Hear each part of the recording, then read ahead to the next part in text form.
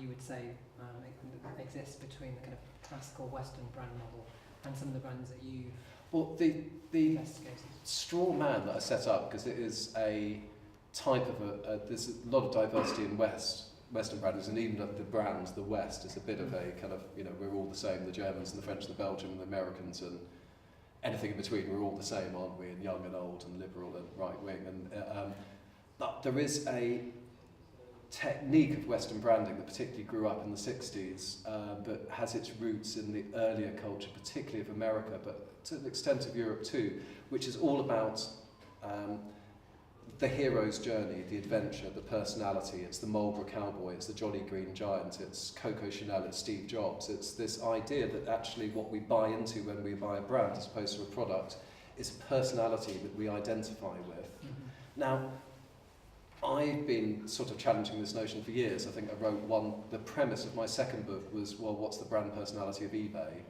I mean, that was really, I just thought the digital world was throwing up brands that looked like cities rather than like people. And so it's not an entirely exclusive thing to this region, but if you look into the history of particularly the Muslim majority countries, and particularly earlier into their history, before they got inundated with Western culture the last 200 years, you won't find a statue, you won't find a portrait. If you find pictures of people, they were in books for private use, they're not in public places. And instead of glorying the personality, there's this wonderful appreciation of craft, exquisite, for instance, textiles and ornaments and architecture, the use of light, weight, patterns, geometry. So there is a load of stuff around worldly goods that we would recognise as very ornate and charismatic, but isn't based on the fact that this particular maker made it. And in fact, you won't find any signed artistic work in that class. So rather like, if you start from Wabi Sabi and Zen, you can start to understand how different Muji is and how it feels about the fabric and the sort of impermanence and imperfection and the simplicity and the organic forms. In the same way, you can go into that different cultural well and start to see why the fashion and the cinema and so forth just has at least a different flavour.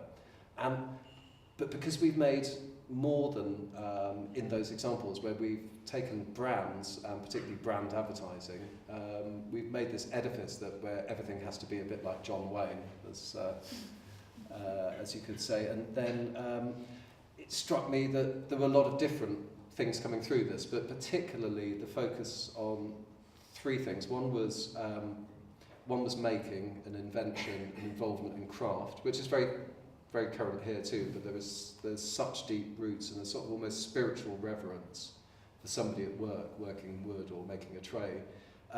There's community as opposed to individualism, and a set of really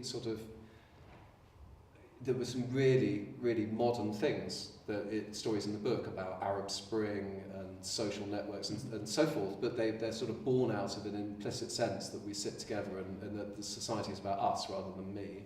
And then there's a lot of stuff, the thing I'd least expected, I think, I sort of had the Western view, which is we're the West, so therefore they must be the East. And actually, as soon as you go to Istanbul or Morocco or to Malaysia, they'll say, no, the East is over there, that's China and India. We're in between, we're the old Silk routes, we are the masters of remixing and joining and we brought in the most fabulous culture of the world, and we did this with mathematics. The Hindus invented the number 0, the Greeks did some stuff with mathematics, and we found all these different sources. Then for the first time, we brought them together, and that's what we do.